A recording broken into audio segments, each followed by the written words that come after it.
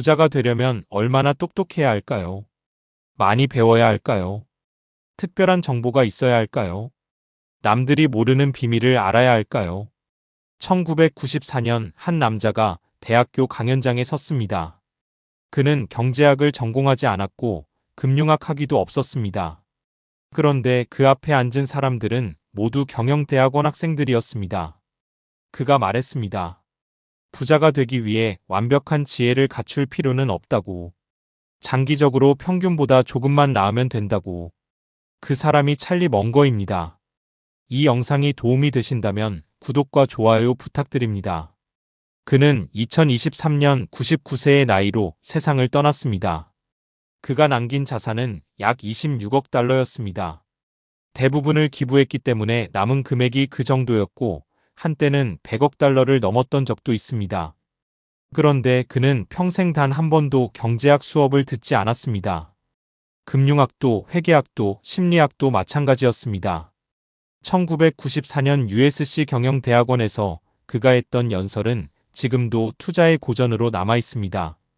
그날 그는 학생들에게 주식을 고르는 법을 가르치겠다고 했습니다. 그런데 정작 주식 이야기는 한참 뒤에야 나왔습니다.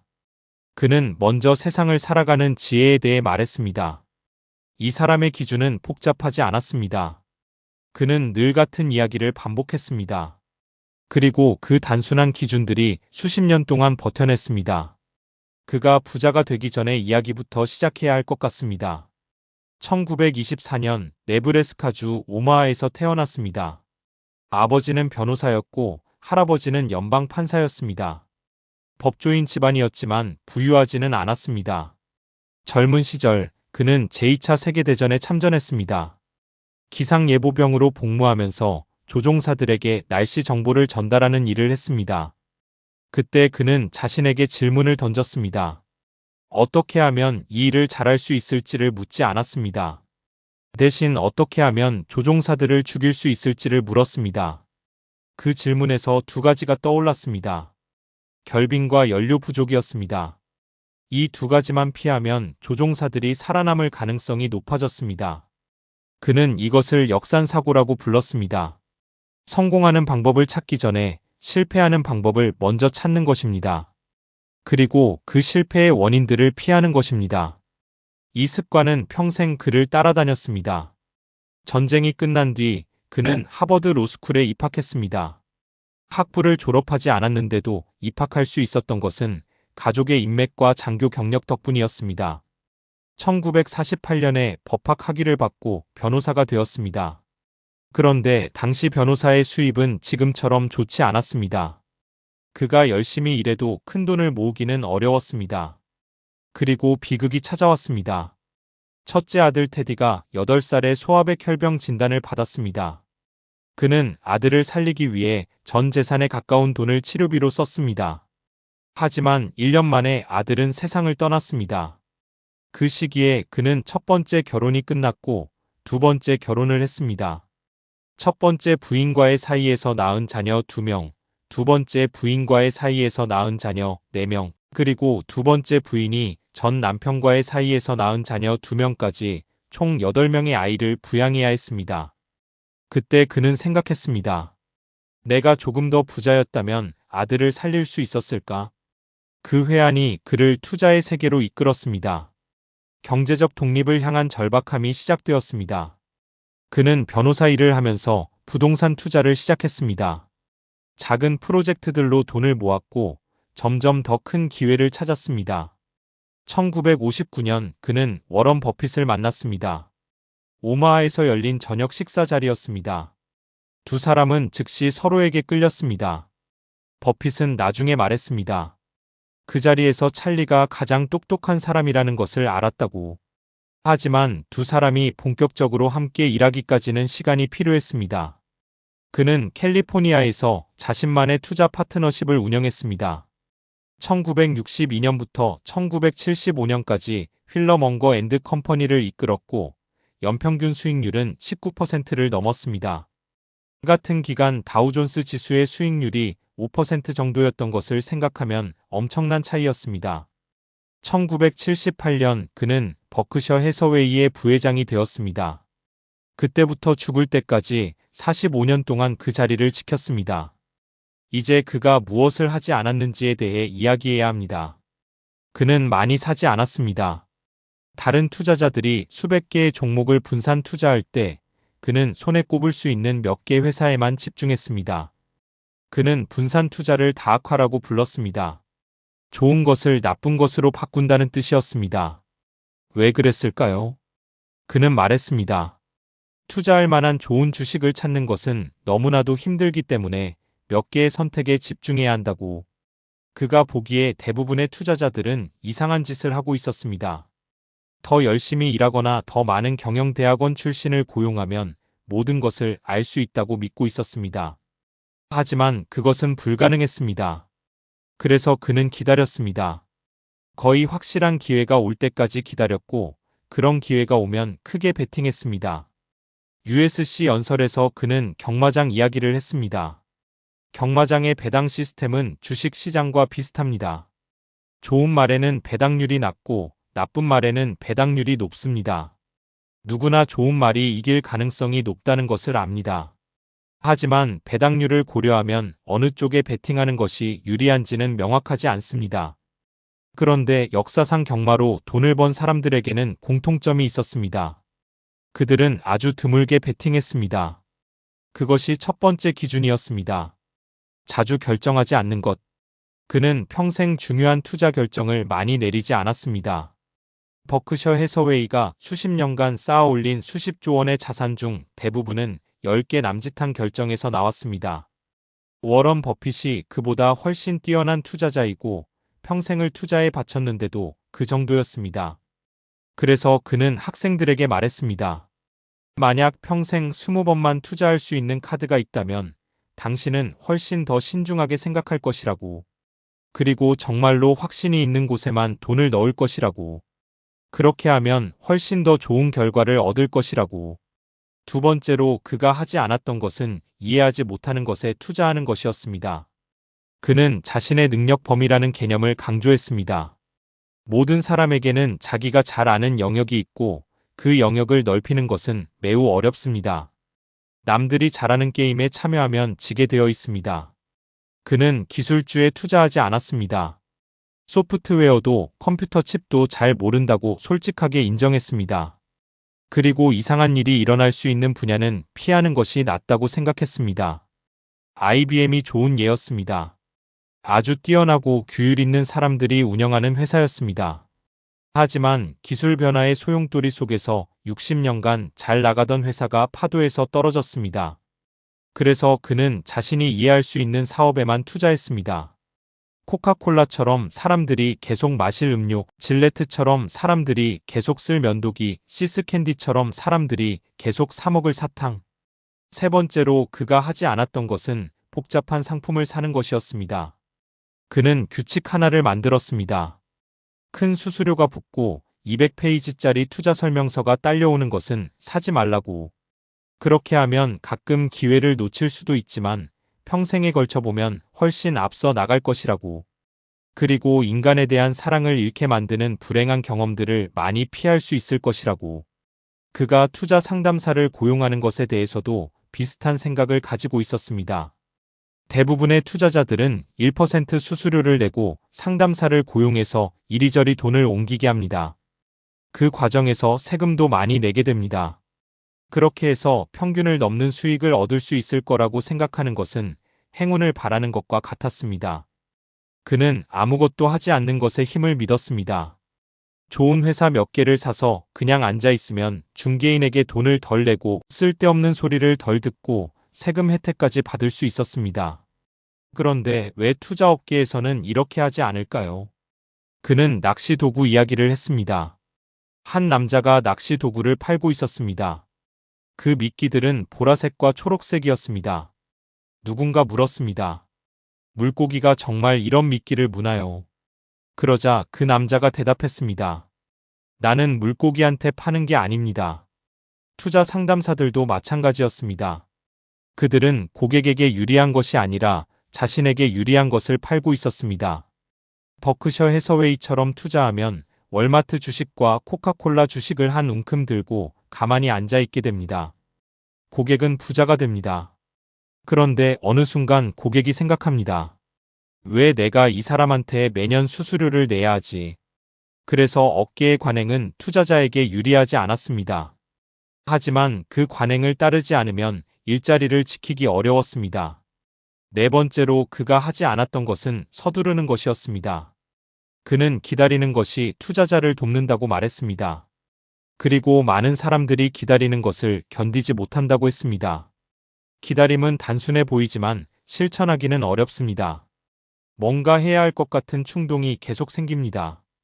주변 사람들이 돈을 버는 것처럼 보이면 초조해집니다.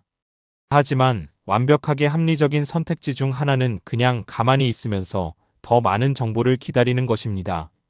그는 파스칼의 말을 인용했습니다. 인류의 모든 문제는 사람이 방 안에 혼자 조용히 앉아있지 못하는 데서 비롯된다는 말이었습니다. 다섯 번째로 그가 하지 않았던 것은 현실을 외면하는 것이었습니다. 그는 말했습니다. 현실이 마음에 들지 않을 때도 현실을 인식해야 한다고. 특히 마음에 들지 않을 때 더더욱 그래야 한다고. 불편한 진실을 무시하고 싶은 유혹이 있습니다. 하지만 그렇게 하면 일시적인 고통은 피할 수 있어도 더 큰 문제가 생깁니다. 그는 CBS 방송국 이야기를 했습니다. 초창기 텔레비전 시대의 CBS는 하나의 제국이었고 윌리엄 페일리는 신과 같은 존재였습니다. 그런데 페일리는 듣고 싶지 않은 이야기를 싫어했습니다. 사람들은 곧 그것을 알아챘습니다. 그래서 페일리에게는 그가 듣고 싶어하는 이야기만 전해졌습니다. 결국 그는 비현실의 작은 껍데기 안에서 살게 되었고 회사의 다른 모든 것은 썩어갔습니다. 이제 그가 계속했던 것들에 대해 이야기할 차례입니다. 그는 평생 배웠습니다. 하루의 대부분을 독서에 썼습니다. 비즈니스, 역사, 과학 등 다양한 분야의 책을 읽었습니다. 그는 교육을 도덕적 의무로 여겼습니다. 매일 밤 잠들 때 아침에 일어났을 때보다 조금 더 현명해져야 한다고 생각했습니다. 그리고 그런 습관이 오래 계속되면 엄청난 도움이 된다고 믿었습니다. 그래서 그는 학습기계라는 표현을 썼습니다. 가장 똑똑한 사람이 아니어도 가장 부지런한 사람이 아니어도 인생에서 높이 올라갈 수 있다고 했습니다. 계속 배우기만 하면 된다고 했습니다. 그가 배움을 강조한 이유는 세상이 너무 복잡하기 때문이었습니다. 한 가지 분야만 알아서는 세상을 제대로 이해할 수 없습니다. USC 연설에서 그는 격자틀 인식 모형이라는 개념을 설명했습니다. 여러 학문 분야에서 가져온 개념들을 머릿속에 정리해두고 경험을 그 위에 배열하는 것입니다. 수학에서는 복리와 확률을 가져왔습니다. 물리학에서는 인계 질량과 백업 시스템 개념을 가져왔습니다. 생물학에서는 진화와 생태계 개념을 가져왔습니다. 심리학에서는 인센티브와 인지 편향을 가져왔습니다. 그는 말했습니다. 80개에서 90개 정도의 중요한 모형만 익히면 세상사의 90%를 이해할 수 있다고. 그리고 그 중에서도 정말 중요한 것은 손에 꼽을 정도라고. 망치 하나만 가지고 있으면 모든 문제가 모처럼 보인다는 말이 있습니다. 그는 그렇게 되지 않으려고 노력했습니다. 다양한 도구를 갖추고 있으면 문제에 맞는 도구를 꺼낼 수 있습니다. 그가 특히 중요하게 생각한 것은 심리학이었습니다. 인간이 어떻게 판단을 잘못하는지 이해하면 많은 실수를 피할 수 있습니다. 그는 오판의 심리학이라는 이름으로 약 25가지 인간 행동 경향을 정리했습니다. 보상과 처벌에 대한 반응, 사회적 증거에 대한 의존, 확증 편향, 손실 회피 같은 것들이었습니다. 이 원칙들은 서로 상호작용하기 때문에 복잡해 보이지만 핵심은 어렵지 않습니다. 그런데 아무도 그에게 가르쳐 주지 않았습니다. 캘리포니아 공과대학과 하버드 로스쿨을 나왔지만 그런 교육은 없었습니다. 그래서 나중에 혼자 하나씩 배워야 했고 다 배우고 나서는 바보가 된 기분이었다고 합니다. 두 번째로 그가 계속한 것은 실수를 피하는 것이었습니다. 그는 다른 사람들의 실수에서 배우는 것을 좋아했습니다. 직접 실수하지 않아도 교훈을 얻을 수 있으니까요. 그래서 전기를 많이 읽었습니다. 벤저민 프랭클린을 특히 좋아했습니다. 살아있는 사람에게서만 배울 필요는 없다고 생각했습니다. 그리고 그는 뛰어나게 똑똑해지려고 하기보다 일관되게 멍청하지 않으려고 노력했습니다. 그것만으로도 장기적으로 엄청난 이점을 얻을 수 있다고 생각했습니다. 세 번째로 그가 계속한 것은 검소하게 사는 것이었습니다. 그와 버핏은 적은 돈으로 시작했습니다. 그들이 부자가 된 방법은 소득보다 적게 쓰고 나머지를 투자하고 그것을 평생 계속하는 것이었습니다. 그는 말했습니다. 첫 10만 달러를 모으는 것이 가장 어렵다고. 어떻게 해서든 그 돈을 만들어야 한다고. 걸어다니고 쿠폰으로 산 것만 먹어야 할지라도 그렇게 해야 한다고.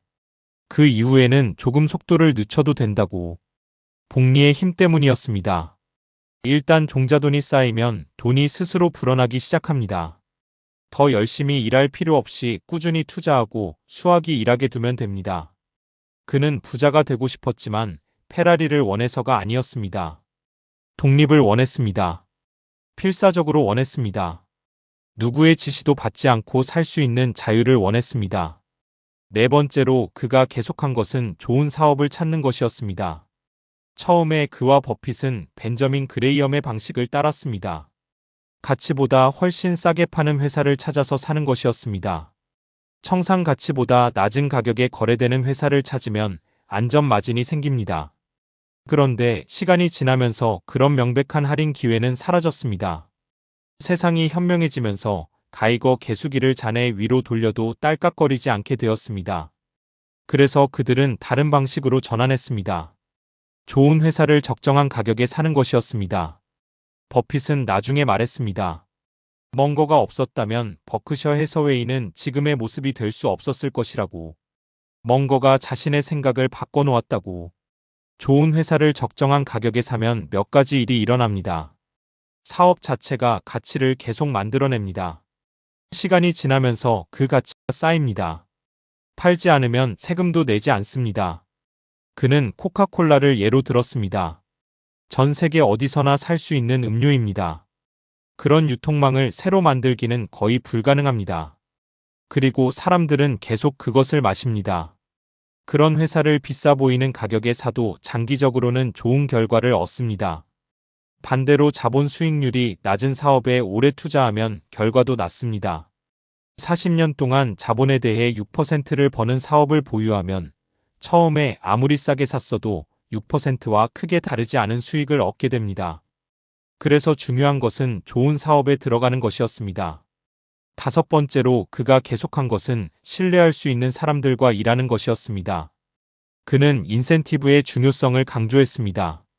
보상이 어떻게 설계되어 있는지 보면 결과가 어떻게 나올지 예측할 수 있다고 했습니다. 페덱스 이야기가 좋은 예입니다. 페덱스의 핵심은 밤에 모든 비행기가 한 곳에 모여서 짐을 교환하는 것입니다. 지연이 생기면 전체 시스템이 무너집니다.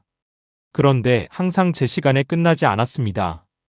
도덕적 호소도 해보고 위협도 해보고 모든 방법을 시도했지만 소용없었습니다. 그러다 누군가 아이디어를 냈습니다.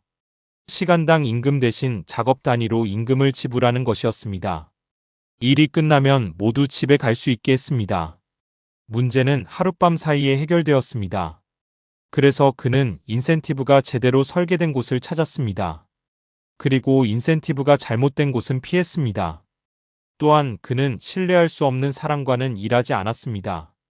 얼마나 똑똑하든 얼마나 매력적이든 상관없었습니다. 한번 신뢰를 잃으면 다른 모든 장점이 소용없어진다고 생각했습니다. 이제 1994년 연설의 핵심으로 돌아가야 합니다. 그는 학생들에게 주식을 고르는 법을 가르치겠다고 했지만 정작 말한 것은 다른 이야기였습니다. 세상을 이해하는 방법에 대해 말했습니다. 효율적 시장 가설이라는 것이 있습니다. 시장은 완전히 효율적이어서 아무도 시장을 이길 수 없다는 이론입니다. 그것이 한동안 유행했습니다. 그런데 재미있는 일이 있었습니다. 세계 최고의 경제학자 중 한 명이 버크셔 해서웨이의 주요 주주였습니다. 그의 교과서에서는 시장을 이길 수 없다고 가르쳤지만 그의 돈은 버크셔에 투자되어 있었고 그를 부자로 만들었습니다. 파스칼의 내기처럼 그는 양쪽에 걸었던 것입니다. 그는 효율적 시장 이론을 극단까지 밀고 간 사람들을 위한 이름이 있다고 말했습니다. 그 이름은 정신 나간 사람이었습니다. 수학적으로는 일관성 있는 이론이었기 때문에 수학에 재능이 있는 사람들에게 매력적이었습니다. 하지만 기본 가정이 현실과 맞지 않았습니다. 시장은 대략적으로 효율적이지만 완전히 효율적이지는 않습니다. 그래서 충분히 열성적이고 충분히 규율 있는 사람들은 평균보다 나은 결과를 얻을 수 있습니다. 그런데 어떻게 해야 승자가 될 수 있을까요? 그는 경마장에서 베팅으로 생계를 유지하는 사람을 알고 있었습니다. 경마는 매우 비효율적인 시장이었습니다. 일반 경마보다 마차 경주에 베팅하는 사람들은 덜 정교했습니다. 그래서 충분히 열심히 연구하면 잘못 매겨진 배당을 찾을 수 있었습니다. 그 사람은 마차 경주를 본업으로 생각하고 연구했습니다. 그리고 가끔씩만 잘못 매겨진 배당을 발견했을 때만 베팅했습니다. 그렇게 해서 17%나 되는 수수료를 내고도 생계를 유지할 수 있었습니다. 주식 시장도 마찬가지입니다. 차이점은 수수료가 훨씬 낮다는 것입니다. 매수와 매도 가격의 차이에 수수료를 더해도 너무 자주 거래하지 않으면 비용이 낮습니다. 그래서 충분히 열성적이고 규율 있는 사람들은 평균보다 훨씬 나은 결과를 얻을 수 있습니다. 그는 말했습니다. 인간에게는 모든 것을 항상 알 수 있는 재능이 주어지지 않았다고. 하지만 열심히 일하고 세상에서 잘못 매겨진 기회를 찾아 헤매는 사람들에게는 가끔씩 그런 기회를 찾을 능력이 주어진다고. 현명한 사람들은 그런 기회가 오면 크게 베팅한다고. 그리고 나머지 시간에는 아무것도 하지 않는다고. 그것이 전부였습니다. 단순했습니다. 그런데 투자업계에서는 거의 아무도 그렇게 하지 않았습니다. 버핏과 멍건은 그렇게 했고 세상에 그들만 있는 것은 아니었습니다. 하지만 대다수의 사람들은 머릿속에 다른 이상한 생각을 가지고 있었습니다. 그래서 그가 제시한 기준은 단순했습니다. 많이 하지 않는다. 이해하지 못하는 것은 하지 않는다. 복잡한 것은 피한다. 기다린다. 현실을 직시한다. 계속 배운다. 실수를 피한다. 검소하게 산다. 좋은 사업을 찾는다. 신뢰할 수 있는 사람들과 일한다. 그것들이 서로 연결되어 있었습니다. 한 가지를 잘하면 다른 것들도 쉬워졌습니다. 그의 인생에서 중요한 전환점 몇 가지가 있었습니다. 워싱턴 포스트 투자가 그 중 하나였습니다. 1973년에서 1974년 사이 시장이 크게 무너졌을 때 그들은 투자했습니다. 민간 소유주에게 팔면 받을 수 있는 가치의 20% 가격에 샀습니다. 그레이엄 방식으로 명백한 가치의 5분의 1 가격에 산 것입니다. 거기에 더해 두 신문이 있는 도시에서 결국 하나만 남게 될 상황이었습니다. 그리고 정직하고 지적인 경영진이 있었습니다. 캐서린 그레이엄 가족은 아주 품위 있는 사람들이었습니다. 그것은 꿈같은 투자였습니다. 그 투자는 원금의 50배가 넘게 불어났습니다. 하지만 그는 학생들에게 말했습니다. 평생 그런 투자를 할 기회가 오리라고 기대하지 말라고. 그렇게 좋지 않아도 괜찮다고. 시스캔디 투자도 중요했습니다. 1972년에 버크셔 해서웨이가 이 사탕 회사를 인수했습니다. 그레이엄 방식으로는 너무 비싼 가격이었습니다. 하지만 좋은 사업이었습니다. 사탕 가격을 올려도 사람들이 계속 샀습니다. 브랜드에 대한 충성도가 있었습니다. 그래서 수십 년 동안 가격을 조금씩 올리면서 엄청난 수익을 거뒀습니다. 그 경험이 그들의 생각을 바꿔놓았습니다. 좋은 회사를 적정한 가격에 사는 것이 괜찮은 회사를 아주 싼 가격에 사는 것보다 낫다는 것을 배웠습니다. 코카콜라 투자도 있었습니다. 1988년에 버크셔 해서웨이가 투자를 시작했습니다. 아직 쓰이지 않은 가격 결정력이 있었습니다. 그리고 뛰어난 경영진이 있었습니다. 완벽한 조합이었습니다. 그런 기회가 오면 크게 베팅해야 했습니다. 그렇게 하지 않으면 큰 실수였습니다. 그의 마지막 몇 년은 어땠을까요? 그는 계속 일했습니다. 2022년까지 데일리 저널이라는 회사의 회장을 맡았습니다. 45년 동안 그 자리에 있었습니다. 그는 계속 주주총회에 참석해서 질문에 답했습니다. 버핏이 질문에 대한 생각을 말하고 나면 멍거에게 물었습니다. 그의 대답은 종종 덧붙일 것 없다였습니다. 하지만 가끔은 날카로운 한마디를 던졌습니다. 그는 비트코인을 싫어했습니다. 쥐약이라고 불렀습니다. 그리고 그것을 거래하는 것은 쥐약을 거래하는 것과 같다고 했습니다. 그는 투자업계의 많은 관행을 비판했습니다. 펀드 매니저 중 5% 정도만 인덱스 펀드보다 나은 성과를 낼 수 있다고 생각했습니다.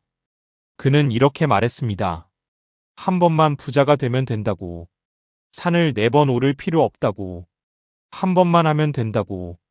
2023년 11월 그는 99세의 나이로 세상을 떠났습니다. 100세 생일을 34일 앞둔 시점이었습니다. 버핏은 성명을 발표했습니다. 멍거의 영감과 지혜와 참여 없이는 버크셔 해서웨이가 지금의 모습을 갖출 수 없었을 것이라고. 그가 남긴 것은 무엇이었을까요? 그는 경제학을 전공하지 않았습니다. 금융학 학위도 없었습니다. 하지만 세상을 이해하려고 노력했습니다.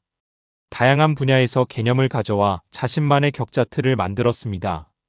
그리고 몇 가지 단순한 기준을 세우고 그것을 평생 지켰습니다. 그 기준들은 처음에는 확신이 아니라 불안에서 시작되었을 것입니다. 아들을 잃은 후의 절박함, 8명의 자녀를 부양해야 하는 책임감. 그런 상황에서 그는 생각했을 것입니다. 어떻게 하면 실패하지 않을 수 있을까?